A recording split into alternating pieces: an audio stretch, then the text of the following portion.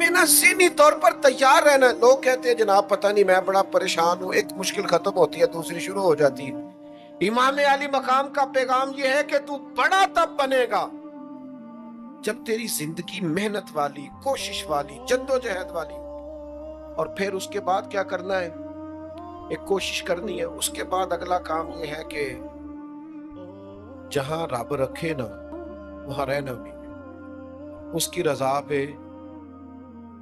जब आप मुसलमान होते हैं ना, कलमा पढ़ते हैं, तो हम ऐलान करते हैं आज के बाद फैसले मेरे नहीं चलेंगे, फैसले अल्लाह के चलेंगे। लेकिन परेशानी पता कब होती है? जब हम फैसला अपनी मर्जी का मांगते हैं। भाई जब तू मालिक का गुलाम है, बंदा है, तो फिर दुख किस चीज का नाम है?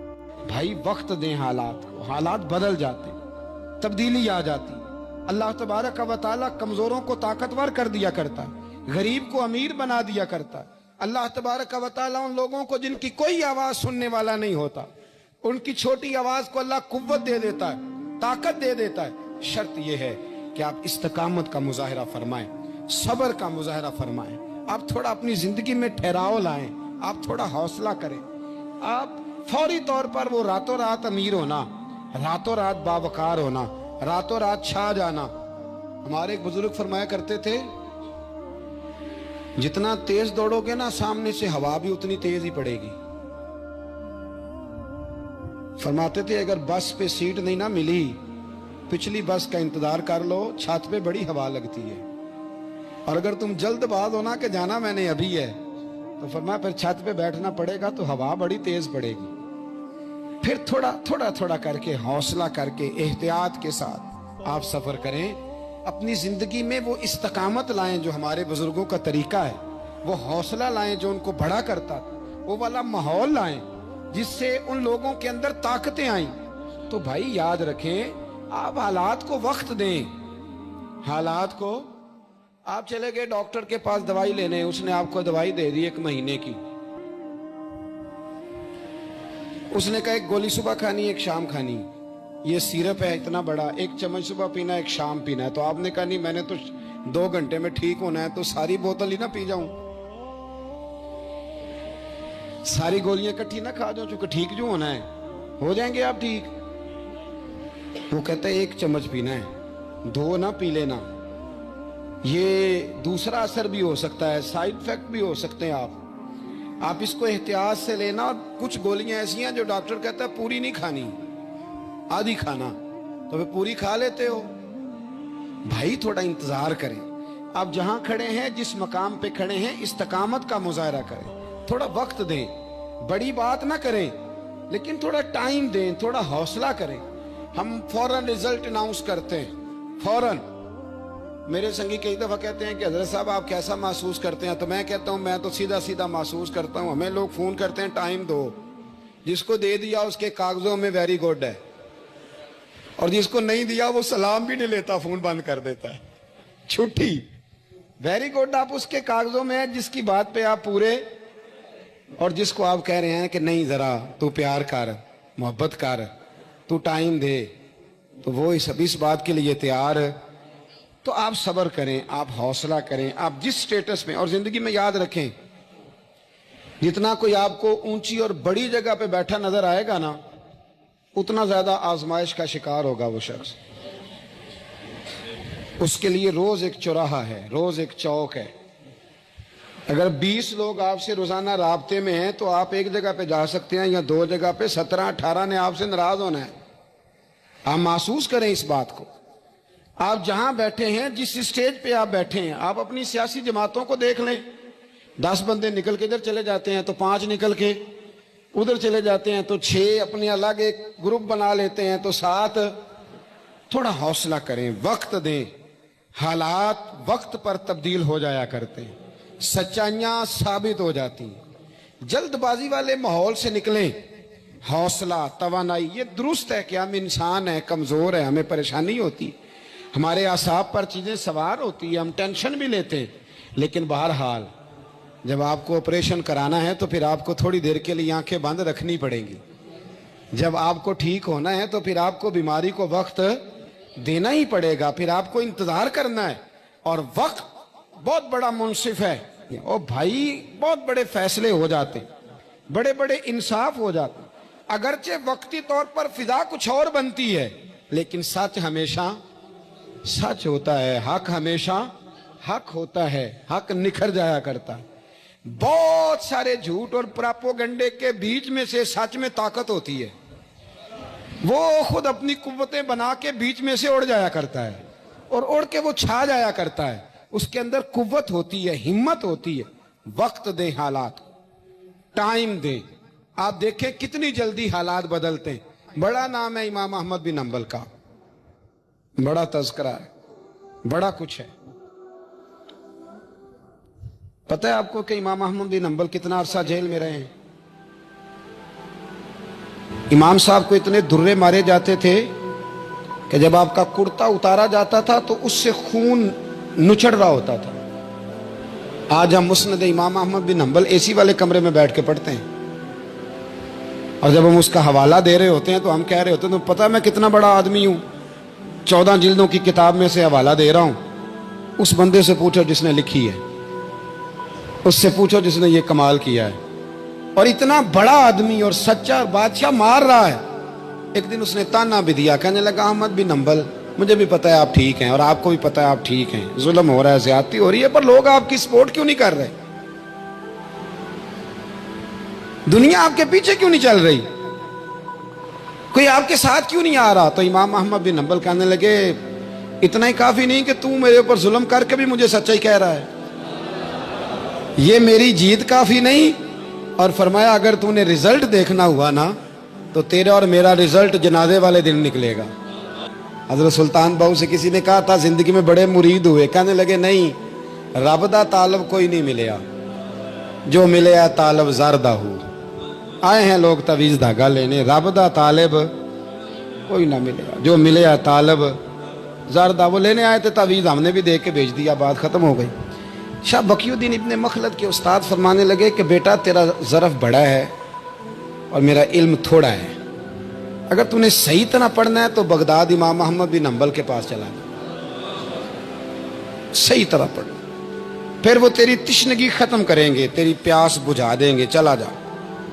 کہتے ہیں میں کشتی میں بیٹھا آنے کے لیے، رستے میں طوفان آ گیا، کشتی کو جانا کہیں اور تھا، چلی کہیں اور گئی۔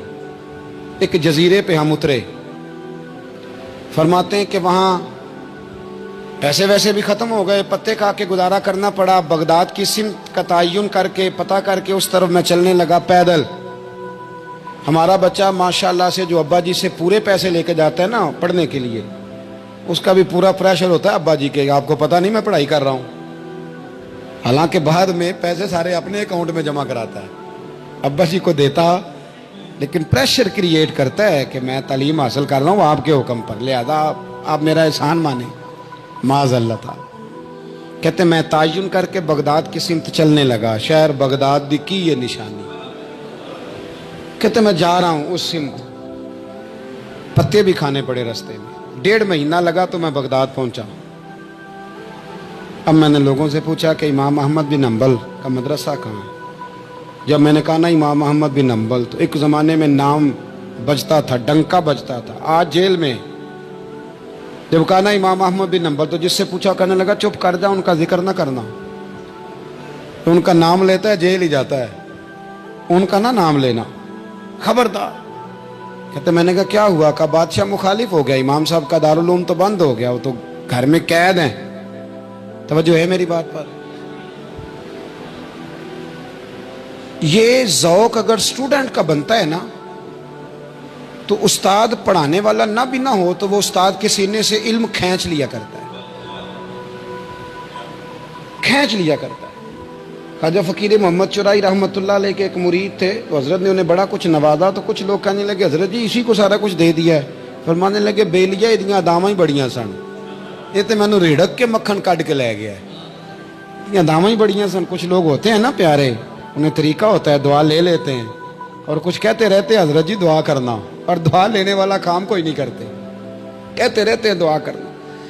کہتے میں، لوگوں نے کہا کہ وہ مدرسہ بند ہے آپ کہاں جائیں گے؟ تو میں نے کہا میں کہیں بھی جاؤں کوئی ذریعہ حضرت تک پہنچنے کا کوئی ذریعہ نہیں. ان کے گھر کو بادشاہ نے سب جیل بنا دیا, سپاہی دروازے پہ کھڑے. آپ نے فرمایا پھر بھی ایک بندہ کہنے لگا اتنی نیکی کر سکتا ہوں کہ میں تمہیں ان کا دروازہ دکھا سکتا ہوں. آپ فرمانے لگے میرے لیے اتنا بھی کافی ہے, ذکر حبیب کم نہیں وصل حبیب سے, اتنا بھی میرے لیے کافی ہے. اس نے دور سے کھڑے ہو کے کہا وہ جہاں سپاہی کھڑے ہیں نا وہ امام صاحب کا دروازہ ہے.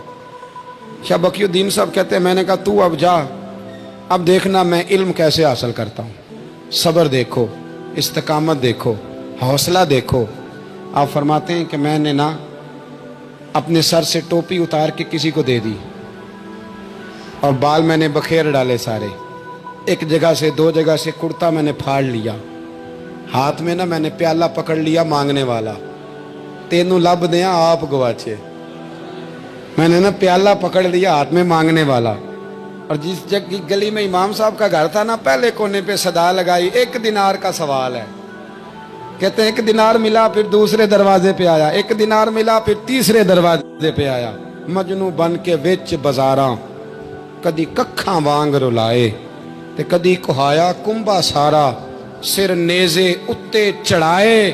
سجنا یار مناؤن دی خاطر اساں کی پیس وٹائے. فرماتے ہیں میں نا مانگنے والا, بھکاری بن کے مانگنے والا, میں امیر باپ کا بیٹا تھا پر میں مانگنے والا بن گیا.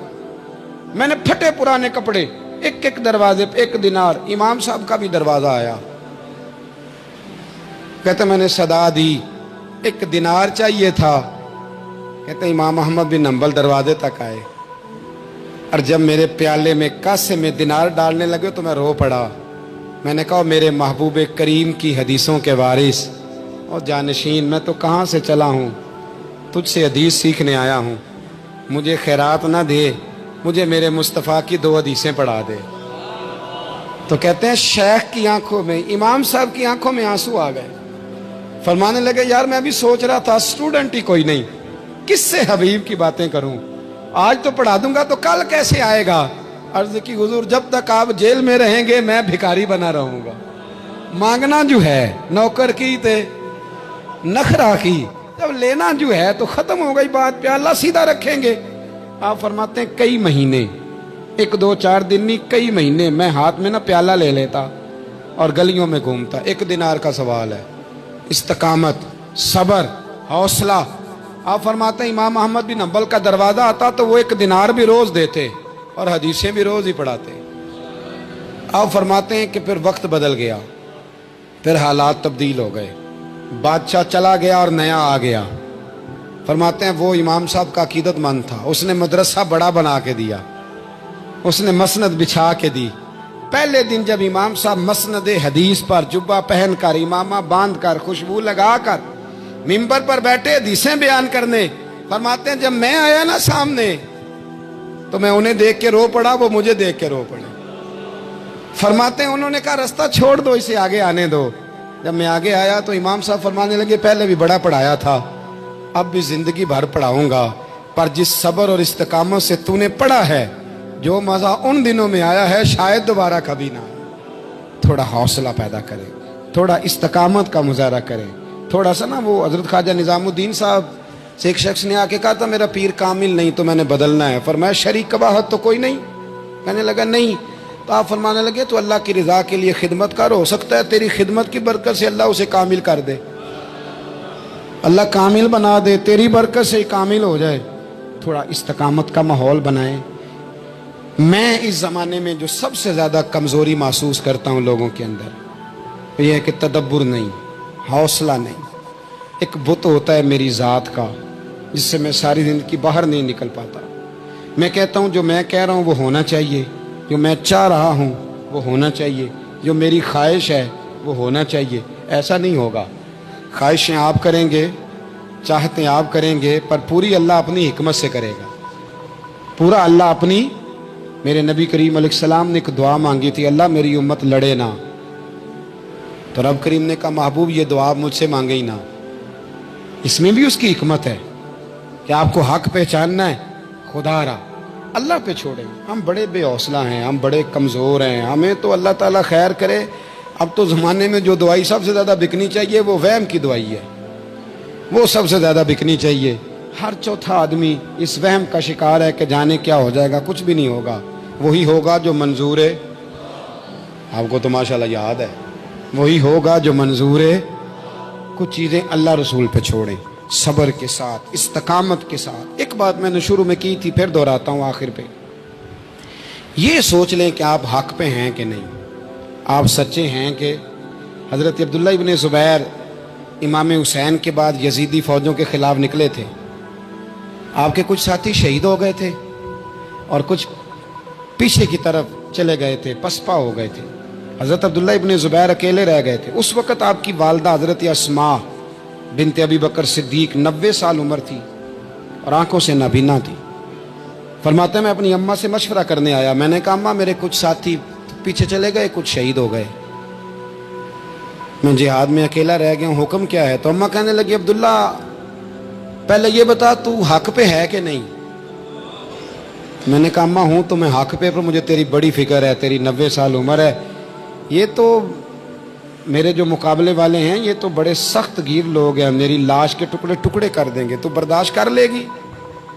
تو حضرت اسماء نے پتہ کیا دلیرانہ جواب دیا تھا کہ بیٹا بکرے کو تکلیف صرف ذبح ہوتے وقت ہوتی ہے، جب اس کی کھال اتارتے ہیں پر اسے کوئی تکلیف نہیں ہوتی، جب اس کے ٹکڑے ٹکڑے کرتے ہیں اسے کوئی تکلیف، تو کہا بیٹا حوصلے کے ساتھ رہنا، صبر کے ساتھ رہنا، اگر تو حق پہ ہے پہلے یہ دیکھ لے، اگر آپ حق پہ ہیں، اگر نہیں تو توبہ کر کے حق پہ آئیں، اور اگر آپ حق پہ ہیں تو پھر آپ یہ ذہن بنا لیں کہ حالات بدلیں گے اور جو آپ کا نظریہ ہے وہ غالب آ کے رہے گا۔ اگر آپ حق پہ ہیں تو پھر اللہ آپ کو توفیق دے گا، لیکن زندگی میں ان چیزوں سے بچیں۔ امام اعظم کے خلاف سازش رچی گئی،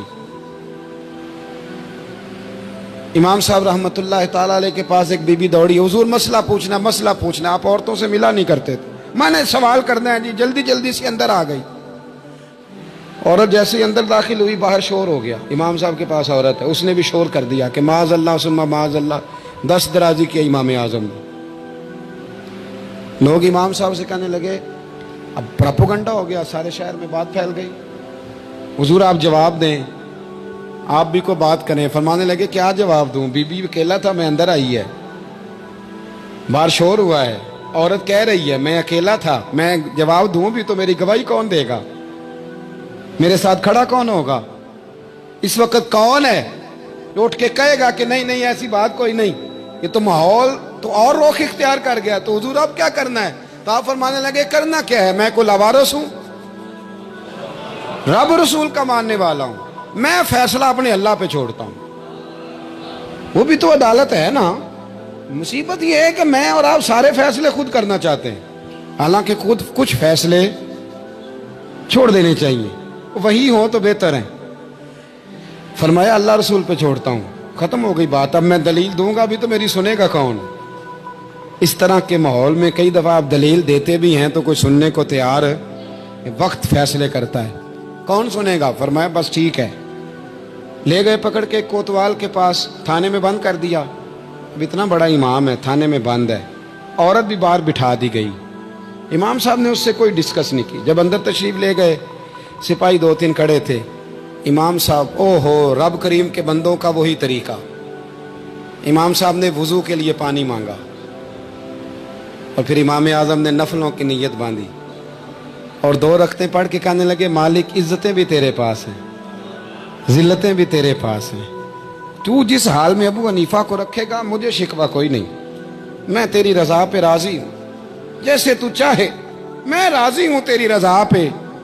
امام صاحب دعا مانگ رہے تھے تو آنسو ہاتھوں پہ گر رہے تھے، نہ کبھی مصلی بھی آباد کریں، نہ کبھی دنیا کو تو دکھڑے بڑے سنا لیے، نہ 2 رکعتیں پڑھ کے روئیں رب کی بارگاہ میں، محبوب کا وسیلہ پیش کریں، نہ اسے بھی تو منائیں نا۔ امام صاحب کے آنسو گرنے لگے، سپاہی بھی پریشان تھے، وہ بی بی نہ خود ہی اٹھی اور امام صاحب کے قریب گئی، کہنے لگی پہلے مجھے دنیا والے کہتے تھے، اب میں سمجھ گئی ہوں آپ تو رب کریم کے نیک بندے، اب نہ روئیں، سویرے جانا ہے نا قاضی کی عدالت میں، تو میں سویرے گواہی دوں گی کہ میں نے جھوٹا الزام لگایا تھا، آپ ناراض نہ ہوں، امام صاحب فرمانے لگے اس سے نہیں بات بنے گی، اگر تو نے کچھ کرنا ہے تو جو میں کہتا ہوں وہ کر۔ امام اعظم تھے نا، جو میں کہتا ہوں وہ کر۔ اس نے کہا جی وہ کیا؟ آپ فرمانے لگے اب تیری گواہی سے بھی بات اور ہو جائے گی، اس کو کہہ لیا ہے، اس کو منا لیا ہے، اس کی منت کر لی ہے، اس کو رشوت دے لی ہے، حالات کا تقاضا اب اور ہے، اب اس کا جواب بھی کچھ اور ہی ہے۔ با پردہ عورت تھی، برقعے میں لپٹی ہوئی، اس کو گھر بھیج دیا۔ وہ کوتوال سے کہنے لگی میں بیمار ہوں، مجھے چھٹی دے دو، سویرے آ جاؤں گی۔ مدعی مقدمہ تو میں ہوں، اب مدعی کو تھوڑی کوئی باندھ کے رکھے گا۔ خاتون گھر چلی گئی، صبح قاضی کی عدالت میں مقدمہ لگا۔ امام صاحب رحمت اللہ علیہ کٹہرے میں کھڑے ہیں۔ یار بڑا مشکل ہوتا ہے معزز آدمی کا کٹہرے میں کھڑا ہونا، لیکن مخلوق تو فنکار ہے اس درجہ کے پل بھر میں یہ سنگے در کعبہ سے بھی اسنام تراشے، تم کون ہو کیا چیز ہے داغے کبابی، لوگوں نے تو مریم پہ بھی الزام تراشے۔ یہ نہیں نا باز آتے لوگ، پھر مرضی ہے نا ہونا، کٹہرے میں کھڑا ہونا پڑ ہی جاتا ہے۔ کٹہرے میں کھڑے ہیں امام اعظم، تو قاضی پوچھتا ہے آپ کی بڑی قدر ہے، بڑی اہمیت ہے، تو آپ اس عورت کے بارے میں کیا کہتے ہیں؟ تو امام صاحب فرمانے لگے یہ جو کہہ رہی ہے اس سے پوچھ لیں۔ تو خود خاتون کہنے لگی میرا امام صاحب سے تعلق ہے۔ آپ فرمانے لگے ٹھیک کہتی ہے۔ ساری بھری عدالت سب لوگ حیران، حضرت تعلق ہے؟ فرمایا ہاں۔ کس طرح؟ فرمانے لگے میری بیوی ہے، زوجہ میری اہلیہ ہے۔ جناب کس طرح؟ فرمایا محلے کی بیویاں بلا لو، اس کے ابا کو بلا لو، چہرہ دکھا لو۔ وہ سارے لوگ جمع ہو گئے، چہرہ کھول کے دیکھا تو امام صاحب کی زوجہ تھی۔ امام صاحب نے اس خاتون کو کہہ کے بھیجا تھا کہ یہی برقع میری بیوی کو دے کے سویرے بھیج دینا، یہی والا برقع جو تو نے پہنا ہے اب گھر جا اور میری اہلیہ کو یہ برقع دے کے بھیج دینا۔ وہ برقع دے کے اس نے بھیج دیا۔ جب امام صاحب رحمت اللہ علیہ کی اہلیہ ثابت ہو گئی کہ یہ تو امام صاحب کی اہلیہ ہیں جو کھڑی ہیں، اب وہ جو سازش رچنے والے تھے وہ دائیں بائیں دیکھ رہے تھے، تو امام صاحب نے ایک بات کی جو بڑی شاندار ہے۔ فرمایا تدبیریں تم نے بھی کی تھی، پر جو تدبیر میرا رب فرماتا ہے نا، جو تدبیر میرا، فرمایا یہ ابو حنیفہ کی تدبیر نہیں، یہ تدبیر میرے اللہ کی ہے جو اس نے مجھے عطا فرمائی، مجھے سجھائی۔ اب قاضی صاحب نے حکم دیا کہ جتنے لوگوں نے الزام لگایا ہے وہ سارے معافی مانگیں، وہ آئیں جس نے بات کی۔ بھائی وقت کو دیکھیں، فیصلے اللہ کے حوالے کریں۔ ہم لوگوں نے جھگڑے کر کر کے، دلائل دے دے کے، بحث کر کر کے معاملات کو اتنا الجھا لیا ہے۔ آپ یقین کریں ایک ایک خاندان کی 15 میٹنگیں اور پنچایتیں ہو جاتی ہیں، پر رزلٹ صفر ہے۔ وہ جی وہ فلاں چودھری صاحب اس کے ساتھ مل گئے تھے، فلاں آدمی ادھر چلا گیا تھا۔ آپ تھوڑا وقت دیں، صبر کریں، استقامت کا مظاہرہ کریں۔ اس لیے میری گزارش ہے راشن بانٹنے والوں سے بھی کہ مہربانی کریں لائنوں میں لگانا چھوڑ دیں، اور لینے والوں سے بھی میری عرض ہے کہ اللہ تعالیٰ سارا سال عطا کرتا ہے، 3-4 ہزار کے لیے کیوں اپنے آپ کو آپ تکلیف میں ڈالتے ہیں؟ سارا سال اللہ دیتا ہے۔ اور پھر میری آپ سے یہ بھی اپیل ہوگی کہ طبیعتوں میں حلم پیدا کریں، بردباری پیدا کریں، یہ بڑی ضروری چیز ہے۔ مثبت سوچیں لائیں، روزہ ہماری تربیت کرتا ہے۔ اور پھر آپ سے یہ بھی اپیل کروں گا صرف اپنے لیے نہیں سوچیں، امت کے لیے سوچیں، بالخصوص فلسطین کے مسلمانوں کے لیے کم از کم دعا مومن کا ہتھیار ہے، وہ تو جم کے کریں اللہ کے حضور۔